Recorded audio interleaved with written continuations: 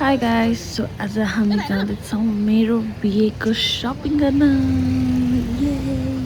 दिदी म अनि अमन जाँदैछौँ। पहिला सुरु नै कपडा लिएर त्यो अनुसारको ज्वेलरिज लिने कुरा थियो, त्यही भएर एउटा एउटा पसलमा गएर फर्स्ट चाहिँ यो मरुन टाइपको लेहेङ्गा थियो, बब्बाल भारी थियो। त्यसपछि कलरफुल टाइपको नि थियो, अनि त्यसपछि यो चाहिँ अर्को डिजाइन भयो। यो चाहिँ बेहुली टाइप कलर हुन्छ नि, पुरै हट रेड त्यस्तो टाइपमा थियो।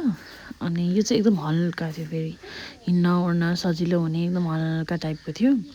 त्यसपछि अर्को पनि थियो, यो थियो होइन, यो डिजाइनको थियो, तर अलिकति भारी थियो। यो चाहिँ लाइक हिँड्न बस्न एकदम अप्ठ्यारो, अब बसेपछि उठ्न नसक्ने खालको भारीहरू थियो यिनीहरू चाहिँ। सो मैले कुन चुज गरेँ बिहेवाला भ्लगमै देखाउँछु है त। अनि यो तिनवटामा कुन चुज गरेँ होला मैले गाइज। त्यसपछि पुग्यौँ हामी अर्को सपिङ गर्न, त्यो चुराको सपिङ, मोस्ट इम्पोर्टेन्ट होइन।